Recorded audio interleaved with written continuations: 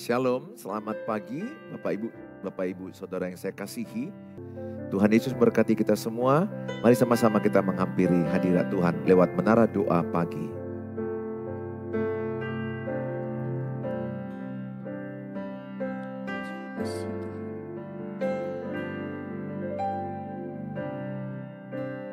Yang selalu mengasihiku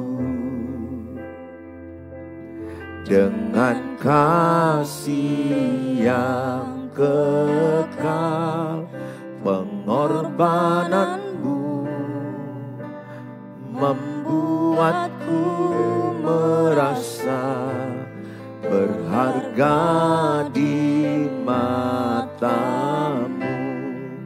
Kau yang selalu menyayangiku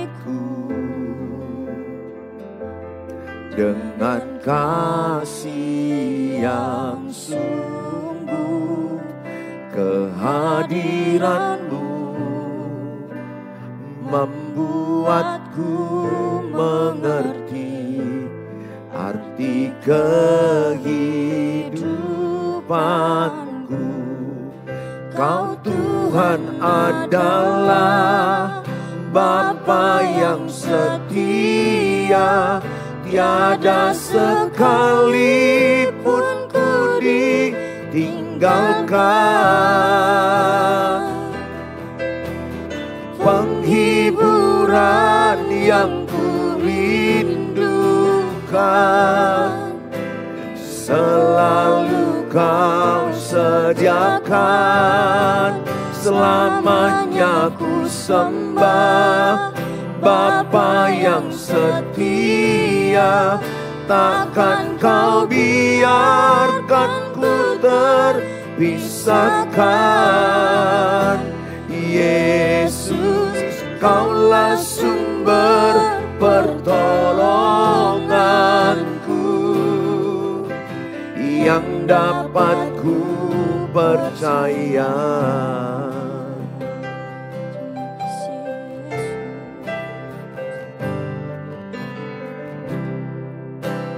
Yang selalu mengasihiku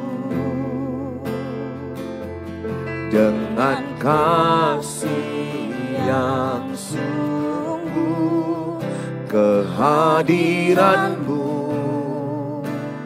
membuatku mengerti arti kehidupanku. Kau Tuhan adalah Bapa yang setia, tiada sekalipun ku ditinggalkan. Penghiburan yang ku rindukan selalu kau sediakan. Selamanya ku sembah Bapa yang setia, takkan kau biarkan ku terpisahkan. Yesus, kaulah sumber pertolonganku yang dapat ku percaya. Kau Tuhan adalah Bapa yang setia, tiada sekalipun ku ditinggalkan. Penghiburan yang ku rindukan selalu kau sediakan. Selamanya ku sembah Bapa yang setia, takkan kau biarkan ku terpisahkan. Yesus, kaulah sumber pertolonganku yang dapat ku percaya. Yesus, Kaulah sumber pertolonganku, yang dapat ku percaya. Yesus, Kaulah sumber pertolonganku, yang dapat ku percaya. Terima kasih Tuhan. Kami percaya kasih-Mu tiada duanya dalam hidup kami. Amin. Hanya Kau yang kami rindukan senantiasa hadir tengah-tengah kami. Yes. Terima kasih Tuhan. Haleluya.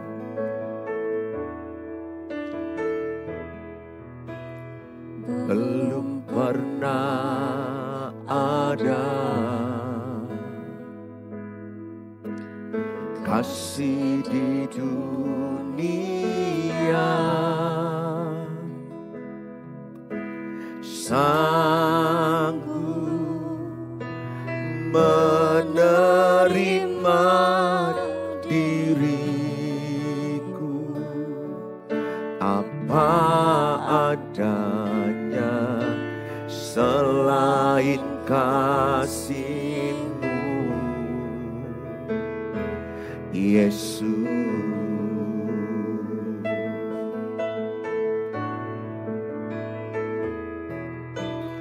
Takkan ada lagi kasih seperti ini, sanggup mengubahkan hidupku menjadi baru selain kasih-Mu, Yesus.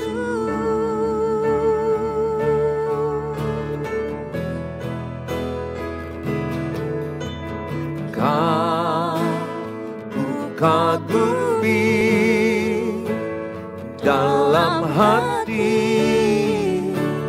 kasih-Mu tiada duanya, sampai kini ku akui kasih-Mu tiada duanya. Kagumi dalam hati kasih-Mu tiada duanya, sampai kini ku akui kasih-Mu tiada duanya. Kagumi dalam hati kasih-Mu tiada duanya, sampai kini ku akui kasih-Mu tiada duanya, kasih-Mu tiada duanya, kasih-Mu tiada duanya.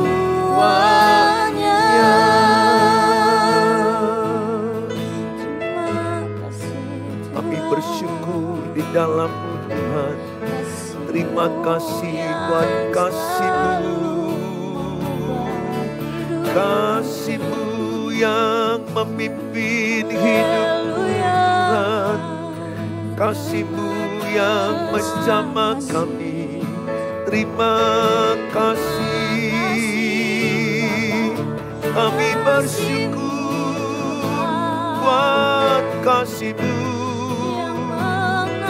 kami bersyukur buat kasih setiamu, kasih-Mu yang besar memulihkan yang terluka, kasih-Mu yang besar mengubah hidup kami. Kami bersyukur, terima kasih Tuhan, terima kasih, kasih-Mu tinggal di dalam kami. Engkau mengasihi kami sebagaimana kami adanya. Engkau memulihkan kami dengan kasih-Mu, dan kami mau tinggal di dalam kasih-Mu. Terima kasih Tuhan Yesus, kasih-Mu menjamah hati kami, kasih-Mu memulihkan pernikahan demi pernikahan, keluarga demi keluarga. Kasih-Mu Tuhan memampukan kami mengampuni, memampukan kami menerima apa adanya pasangan kami. Kasih-Mu yang sempurna, kasih-Mu yang sempurna mengubah hidup kami. Terima kasih, terima kasih Tuhan. Kami bersyukur, kami bersyukur. Penuhi kami terus Tuhan dengan kasih-Mu. Gerakkan kami hidup di dalam kasih-Mu. Terima kasih, terima kasih. Terima kasih buat kasih-Mu Tuhan. Terima kasih buat kasih setia-Mu. Terima kasih buat kasih-Mu yang tinggal dalam hidup kami Tuhan.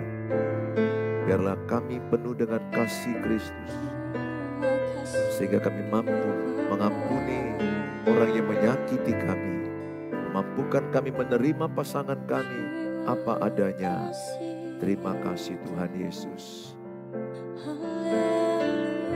Kami siapkan hati kami terima firman Allah.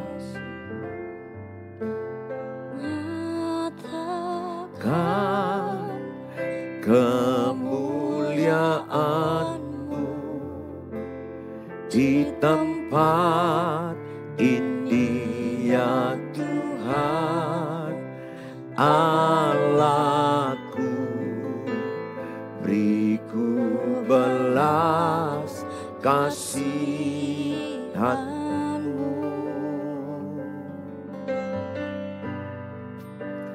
Bangkitkan Roh-Mu di dalamku, nyatakan kuasa nama-Mu. Yesuslah Tuhan, Yesuslah Tuhan, Yesuslah Tuhan bagi semua bangsa.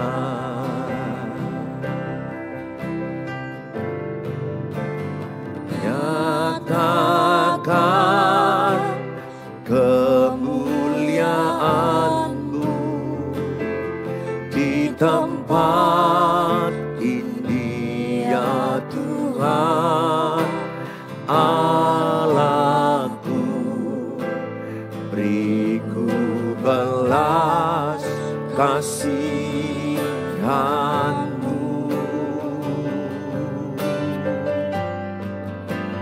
Bangkitkan Roh-Mu di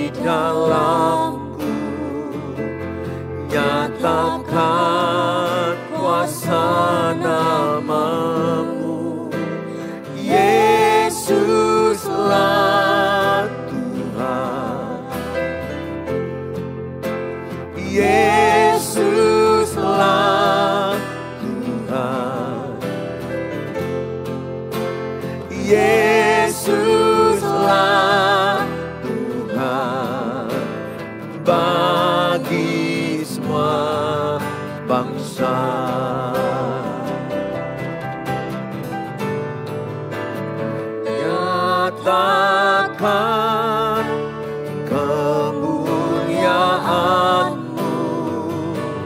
di tempat ini ya Tuhan Allahku. Beriku belas kasihan-Mu,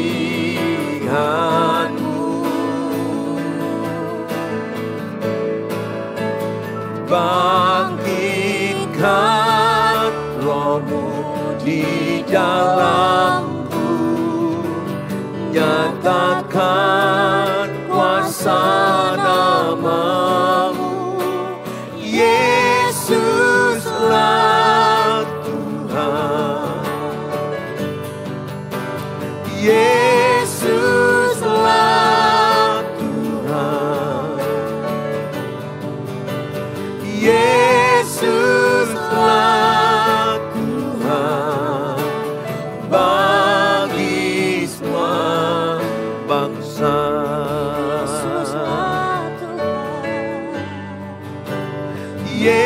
Yesuslah Tuhan, Yesuslah Tuhan, Yesuslah Tuhan bagi semua bangsa.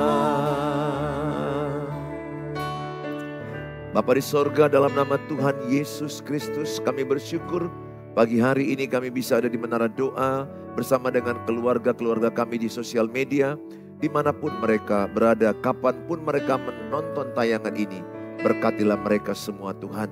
Urapan Tuhan mengalir lewat kuasa Roh Kudus, memberkati setiap kami Tuhan yang menyaksikan dimanapun, kapanpun. Berkatilah, urapi Tuhan signal yang ada supaya menjadi berkat. Semua sosial media yang ada menjadi berkat, menjadi kebaikan, menjadi pemulihan di dalam pernikahan kami. Terima kasih Bapa, dalam Tuhan Yesus kami berdoa. Amin. Amin. Shalom Bapak Ibu yang saya kasihi. Sungguh senang ketemu dengan Bapak Ibu di waktu yang sangat indah ini. Hari ini saya membawa tema better marriage atau pernikahan yang lebih baik.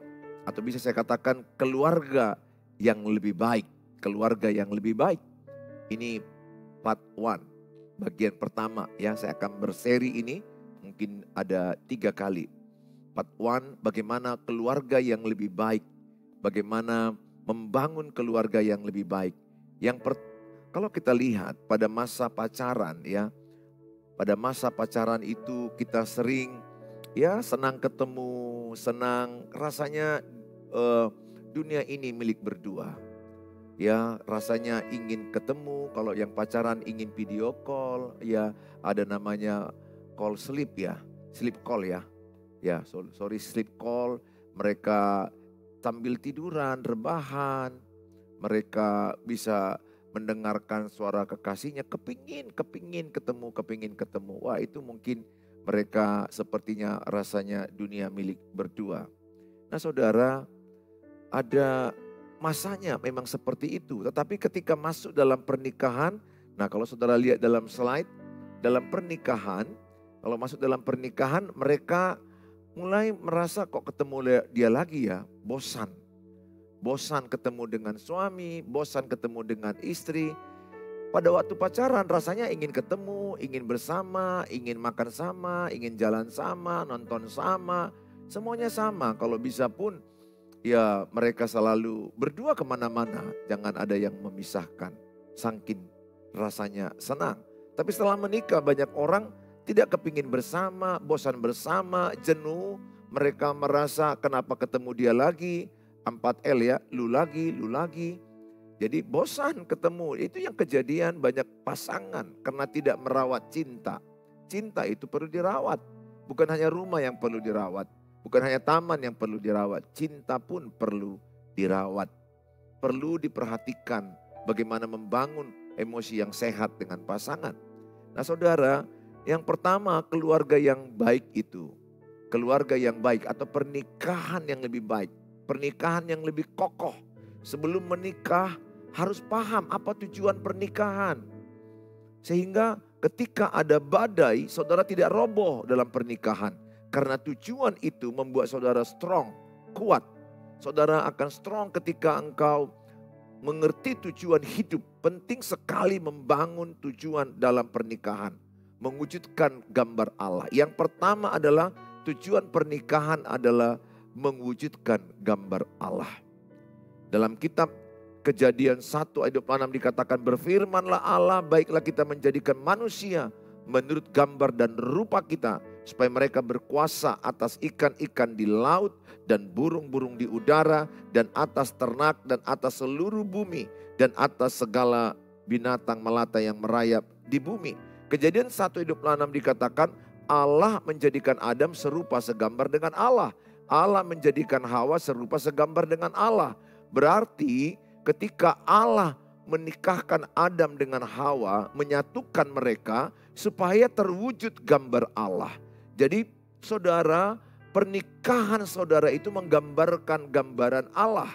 Dalam kitab Efesus 5 ayat 32, rahasia ini besar, tetapi yang aku maksudkan ialah hubungan Kristus dan jemaat. Ternyata pernikahan itu menggambarkan hubungan Kristus dengan jemaat.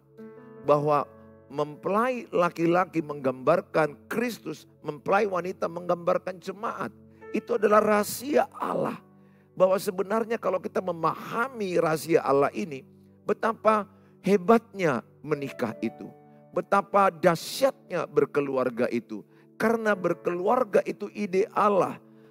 Saudara sangat serius Allah untuk memulihkan keluargamu. Sangat serius Allah untuk mengubah keluargamu, pernikahanmu. Saudara yang menyaksikan ini, ibu yang menyaksikan ini, ingat perubahan dimulai dari dirimu. Jangan tuntut suamimu berubah, pasti akan bertengkar. Kalau suami yang menonton ini, engkau yang perlu berubah. Katakan, saya yang perlu berubah. Sehingga ada pemahaman ini. Saudara bangun tujuan dalam berkeluarga. Banyak orang menikah tidak punya tujuan. Banyak orang berkeluarga tidak punya target, tidak punya tujuan dalam berkeluarga. Allah berkata, lewat pernikahan menghadirkan Allah dalam keluarga. Menggambarkan Allah dalam pernikahan. Menggambarkan hubungan Kristus dengan jemaat. Bagaimana Kristus mengasihi jemaat, dia rela mati di kayu salib.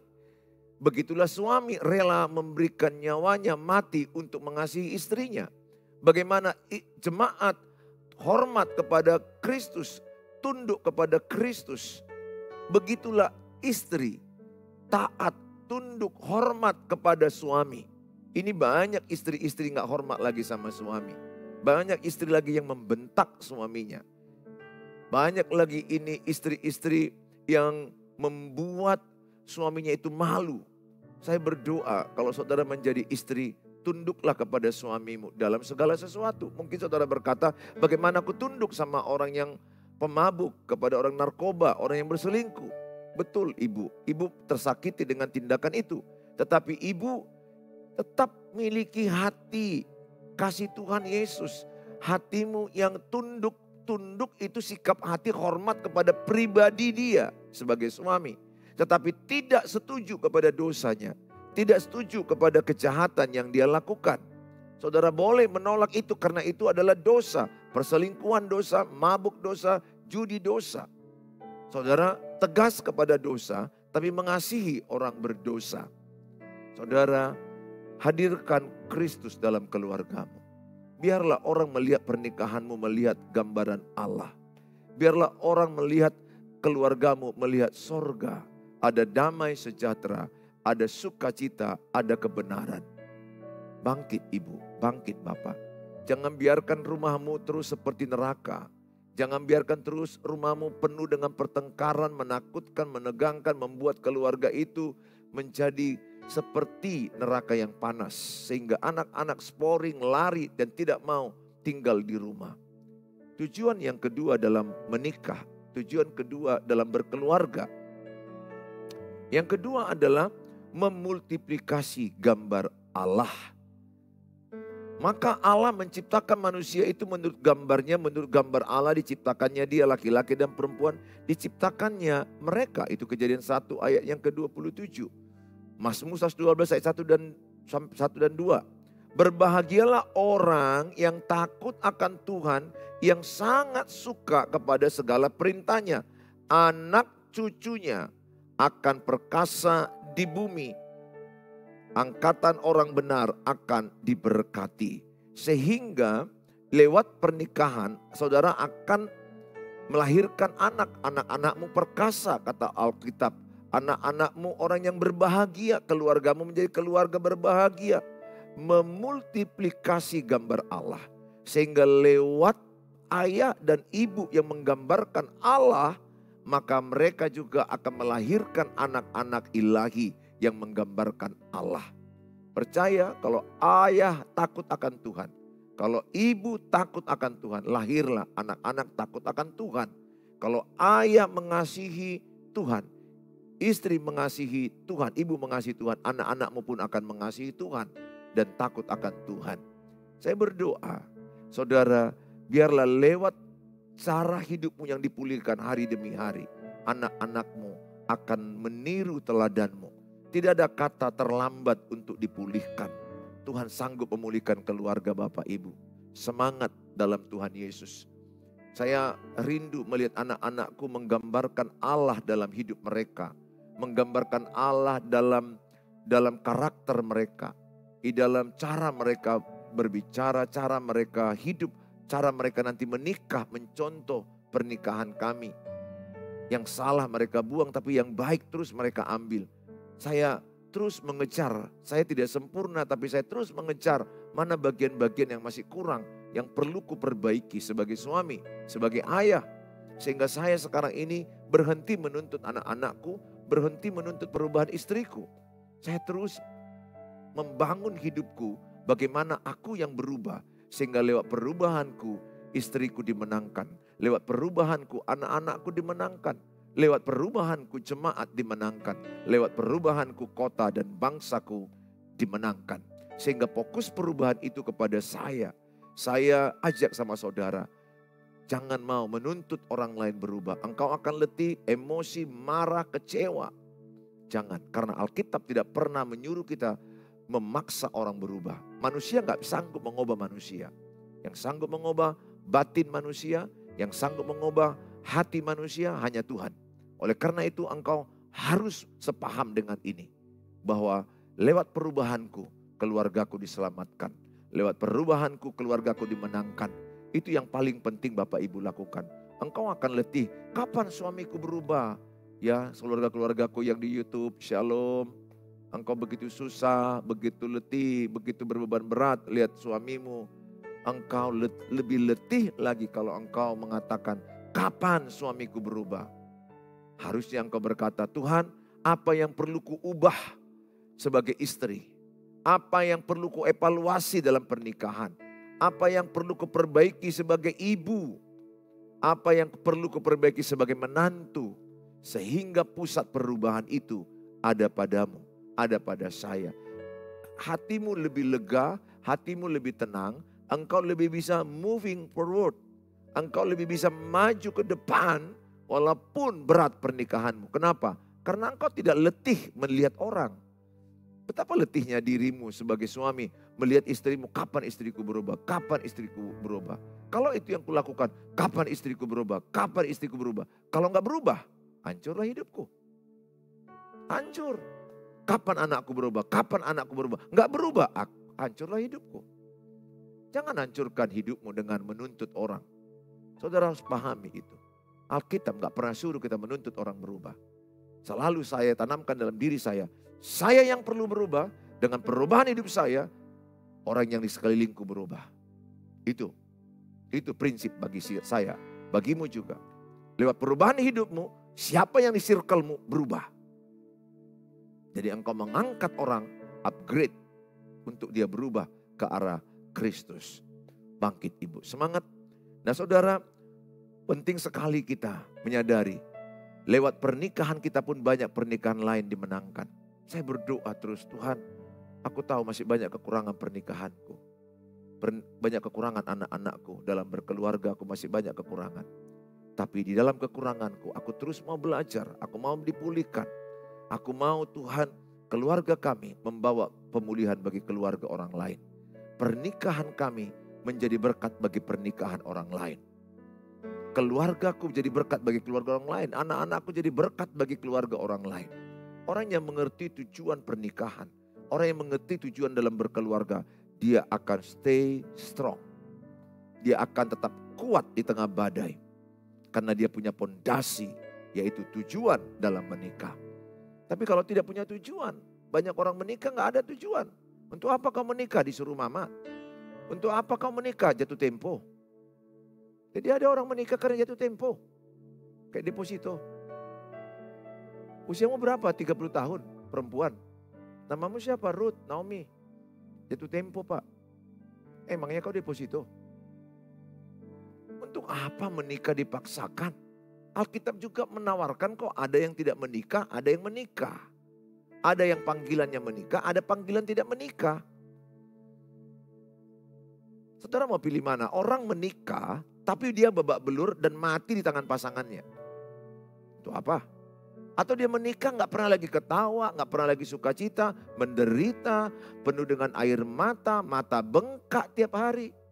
Jantung bengkak, ginjal bengkak, hati bengkak. Coba, untuk apa? Sementara waktu dia gadis ceria, semangat, lincah, agresif, kreatif. Masa pernikahan disalibkan. Mana lagi mertuanya juga, keluarga mertuanya menyalibkan dia. Sempurnalah. Anak-anaknya juga kacau. Apa yang dipaksa? Bagi orang yang punya panggilan tidak menikah, ya jangan menikah. Tapi Allah menginginkan setiap orang itu beranak cucu. Yang saya sampaikan tadi itu adalah panggilan khusus. Ada saya tahu beberapa hamba-hamba Tuhan wanita yang pria juga tidak menikah. Biarlah itu panggilan Tuhan kepada mereka. Atau mereka tidak menikah juga bukan karena panggilan pelayanan, tapi karena mereka bisa jadi bersosial lewat yayasan. Atau bekerja, hasil pekerjaan itu bisa menolong keponakan, bisa menolong panti asuhan. Namun secara keseluruhan Allah menginginkan manusia itu beranak cucu. Tetapi secara khusus ada panggilan khusus. Nah kalau saudara punya kerinduan menikah. Sebagaimana juga kerinduan Allah setiap orang untuk dipanggil beranak cucu.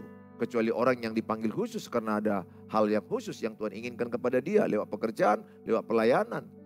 Lewat usaha mereka bisa menolong sesama. Jadi dua sisi ini tidak ada yang perlu disalahkan. Karena ini adalah hal yang berkenan di hadapan Allah. Sepanjang hidupnya jadi berkat bagi orang lain. Nah bagi saudara yang ingin menikah, ajarkan anak-anak. Bagi anak-anak yang mau menikah, ajarkan, tanamkan. Saya terus berteriak sama banyak calon orang-orang yang mau pacaran. Jangan pacaran, persiapan pernikahan. Kalau pacaran kau habis waktu. Persiapan pernikahan 3 tahun oke. 4 tahun oke. Pacaran habis waktu. Bahkan jatuh dalam dosa. Sebaiknya pilihlah calon suami, pilihlah calon istri. Boleh kan persiapan 4 tahun? Ini anak saya 5 tahun lebih sudah. Mungkin mereka menikah nanti 6 tahun pacarannya sudah. Itu persiapan. Masing-masing berbeda-beda. Sejak awal mereka pacaran, saya bilang tidak pacaran. Calon suamimu, calon istrimu. Jadi yang dibutuhkan adalah orang serius. Belum lagi pacaran gonta-ganti. Belum lagi mereka melakukan seks. Dan akibatnya kacau. Ada yang hamil, ada yang aborsi. Terlalu rentan. Maka saya mengajarkan kepada jemaat gereja lokal saya. Saya mengajarkan jangan pilih pacar. Pilih calon suami. Pilih calon istri. Yang serius. Dan jalanilah perpacaran itu yang serius menuju pernikahan. Ya bolehlah disebut namanya pacaran. Tapi menuju ke pernikahan. Mau menikah 3 tahun lagi, 5 tahun lagi itu tinggal waktu. Tapi semuanya sudah dipersiapkan bagaimana masuk kedewasaan dalam Kristus, masuk dalam pernikahan. Sehingga ketika ada persoalan mereka sudah lebih siap, lebih matang.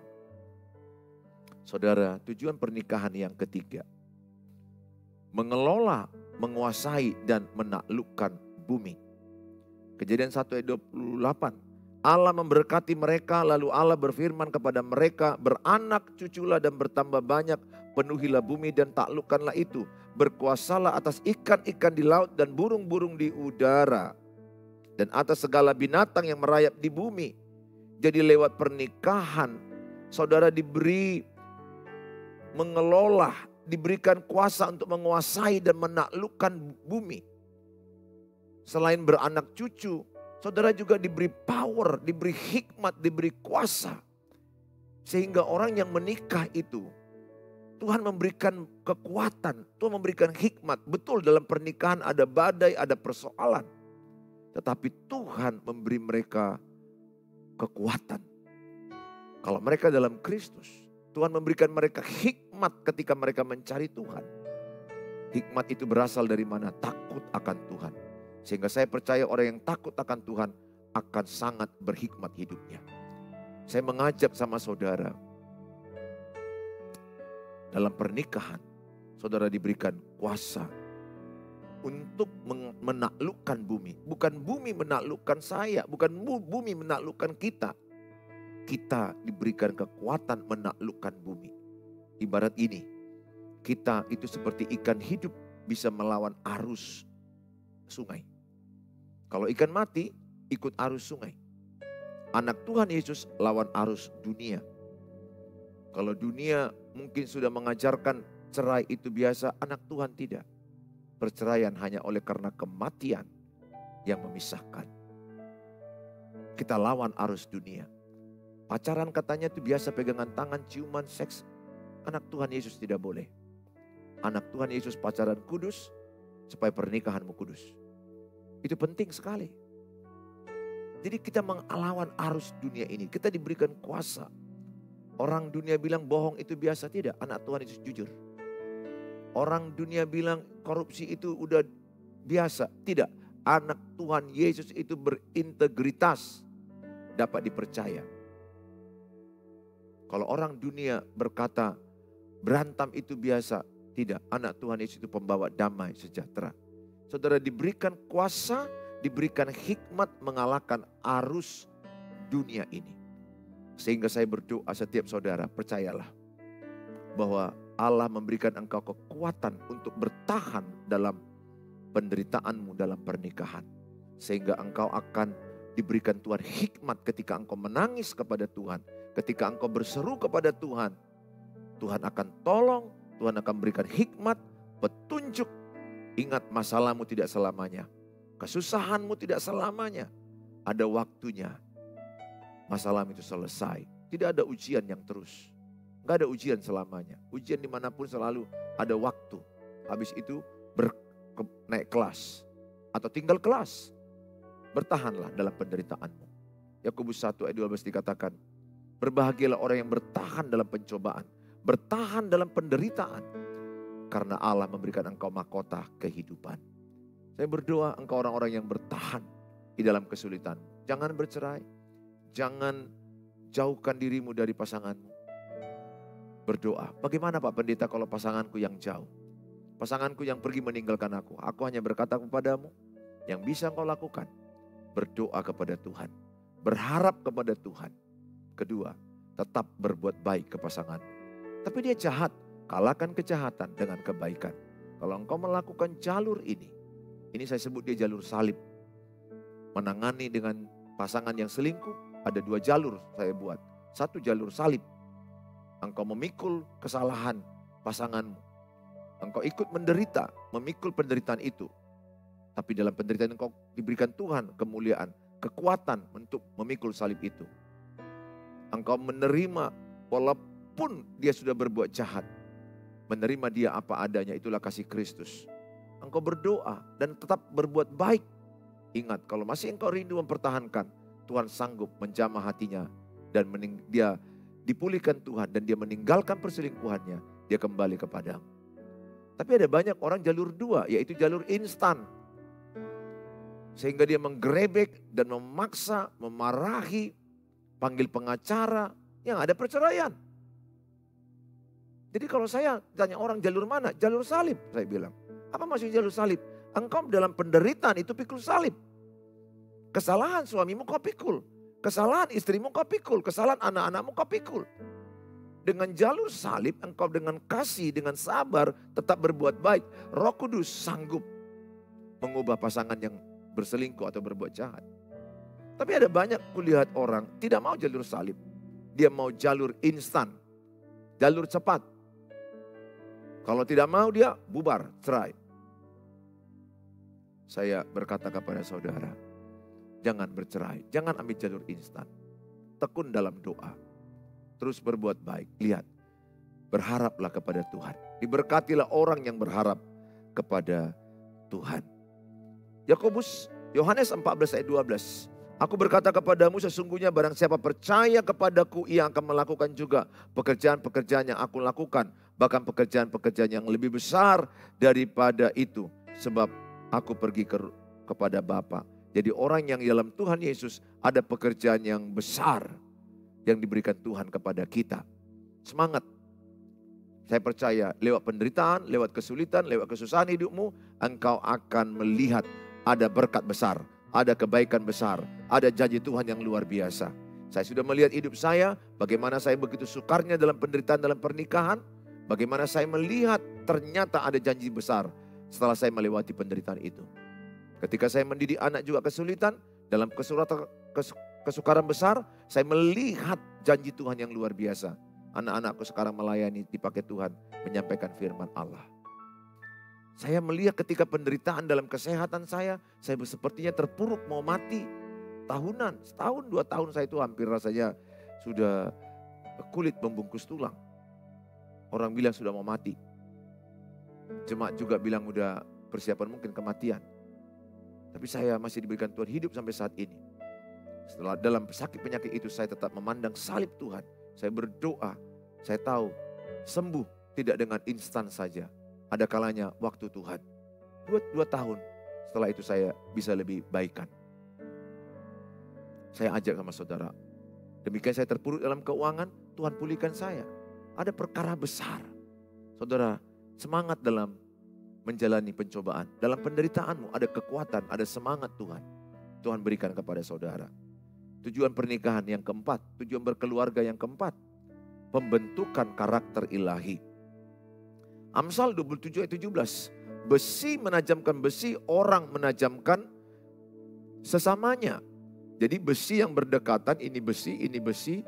Kalau saudara lihat buat pisau, buat parang, saya pernah lihat itu. Dimasukkan di perapian, ada besi, kemudian ada martil juga terbuat dari besi, ditokok, dipukul, ditokok, dipukul, dipanaskan, ditokok, dipukul, tajam. Jadi kampak, jadi cangkul, jadi parang, jadi sesuatu yang berguna. Nah, demikianlah manusia, suami istri yang paling berdekatan. Maka istri ketika engkau disakiti suamimu, bagi aku itu, ya itu adalah tidak benar, tetapi tidak baik. Tetapi itu harus dilewati. Pil pahit itu kita telan, tapi obat. Saudara, saya jadi sabar. Bukan karena hanya baca Alkitab atau karena berdoa. Lewat istri saya semakin bertumbuh dalam kesabaran. Istri saya pun semakin bertumbuh dalam kesabaran. Lewat gesekan atau konflik yang kami alami, aku bertumbuh mengenal Tuhan. Istriku juga bertumbuh mengenal Tuhan. Jadi karakter saya ketika ada benturan-benturan dengan sesama. Dengan anak-anak saya. Dengan tim kerja saya, dengan jemaat, dengan para pendeta. Kadang-kadang kami bisa pun gesekan-gesekan sesama pendeta. Tetapi itu adalah pendewasaan. Jadi konflik tidak untuk dihindari, hadapi. Tapi konflik yang berarti ya. Kecuali konflik yang beracun, yang gak ada gunanya. Untuk apa kita menghadapi orang beracun? Yang membuat kita menawarkan hati kita. Yang gak ada hubungan dengan kita, ya untuk apa? Tapi kalau dengan istri, dengan anak-anak, konflik itu hadapi. Dengan keluarga mertua, hadapi dengan kasih Kristus. Dengan tim kerja, Hadapi dengan kasih Kristus. Dimanapun kita ini kan manusia yang penuh perbedaan. Pasti kita ini akan ada konfliknya. Pasti akan ada yang namanya benturan-benturan. Mau siapapun. Pendeta dengan pendeta menikah. Saya sekolah teologi, istriku sekolah teologi. Kami sama-sama ada benturan. Bahkan mau cerai. Kenapa? Karena memang kami pun masih manusia biasa. Walaupun udah belajar Alkitab, sekolah teologi. Tapi kami sadar kami juga masih dalam on proses. Telur, larva, kepompong, kupu-kupu. Itu metamorfosis.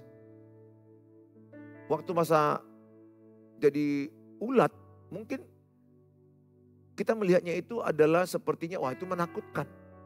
Tapi setelah jadi kupu-kupu jadi indah. Kadang-kadang seperti itu. Jadi saya pun jujur mengatakan, saya pun dalam prosesnya Tuhan. Ketika ada benturan-benturan itu, saya banyak belajar merendahkan hati. Saya banyak belajar rendah hati itu ketika ada benturan. Ketika ada penderitaan, ketika ada masalah. Ada Tuhan mau ajarkan saya sikap rendah hati. Tuhan Yesus memberkati kita semua. Tetap semangat dalam Tuhan Yesus. Saya pendeta Suheri Gultom sudah menganggap engkau menjadi keluarga. Hadapi tantangan, pikul salibmu. Ingat, ada Tuhan Yesus yang menyertaimu. Tuhan Yesus menampung air matamu di kirbatnya. Orang yang menabur dengan air mata akan menuai dengan sorak-sorai. Kalau engkau sedih, tangiskan kepada Tuhan Yesus. Tuhan Yesus memberkati saudara. Saudara silakan share-lah channel YouTube Suheri Gultom. Bagi kepada keluargamu, kepada orang lain di grup WA saudara. Sehingga mereka bisa mendapat siraman rohani. Sehingga mereka bisa dikuatkan dalam pernikahan. Supaya mereka tidak menyerah. Supaya mereka diberkati, dapat pencerahan dari firman Allah. Tuhan Yesus memberkati kita semuanya. Kalau saudara ingin menuliskan topik-topik doa, silakan tulis di kolom-kolom yang ada. Tuhan Yesus memberkati kita.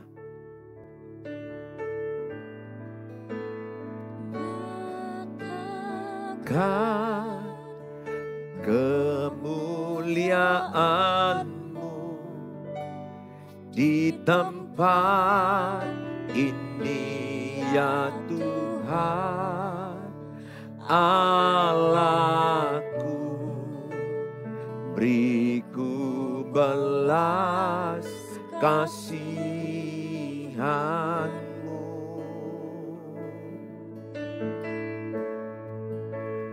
Bangkitkan roh-Mu di dalamku, nyatakan kuasa nama-Mu. Yesuslah Tuhan, Yesuslah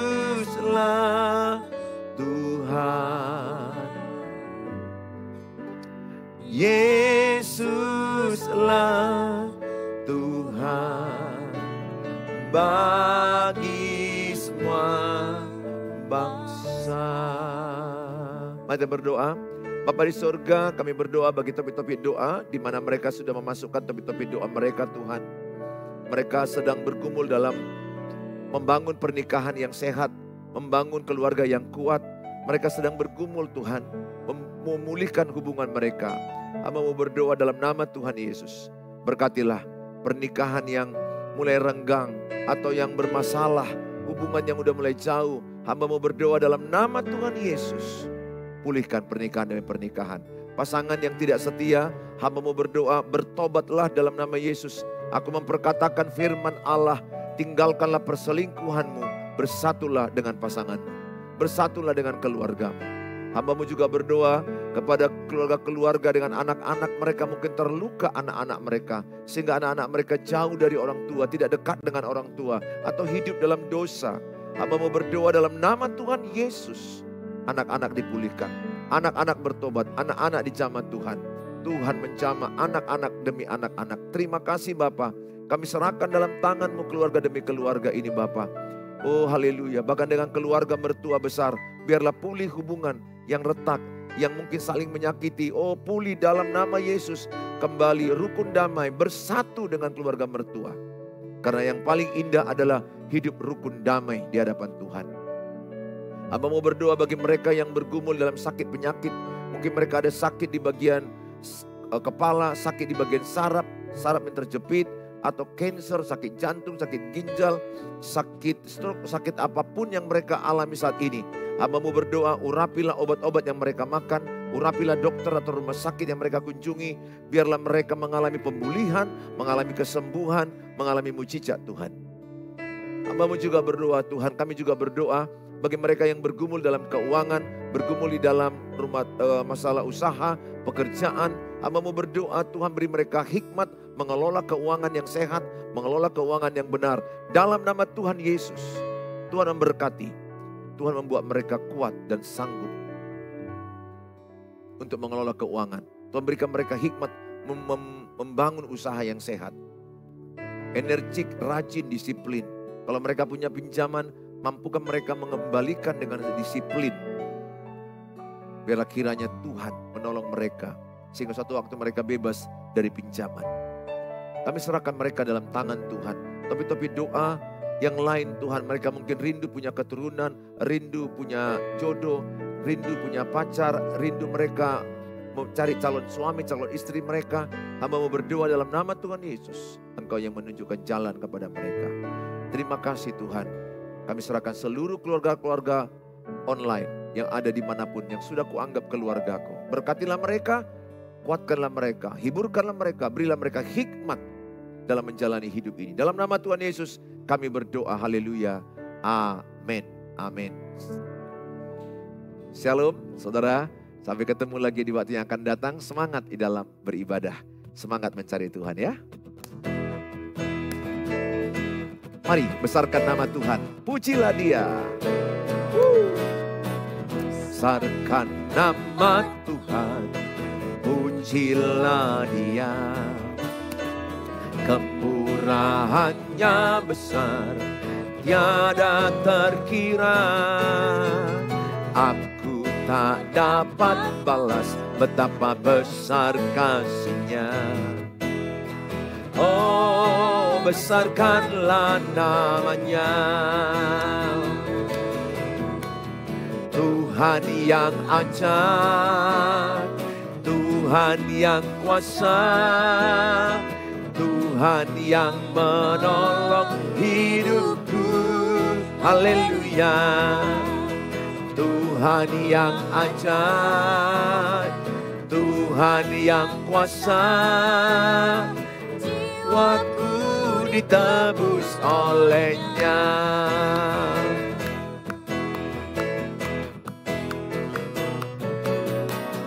Besarkan nama Tuhan, pujilah Dia. Kemurahannya besar, tiada terkira. Aku tak dapat balas betapa besar kasih-Nya. Oh, besarkanlah namanya. Tuhan yang ajaib, Tuhan yang kuasa, Tuhan yang menolong hidupku. Haleluya. Tuhan yang ajaib, Tuhan yang kuasa, jiwaku ditebus oleh-Nya. Jiwaku ditebus oleh-Nya. Jiwaku ditebus oleh-Nya.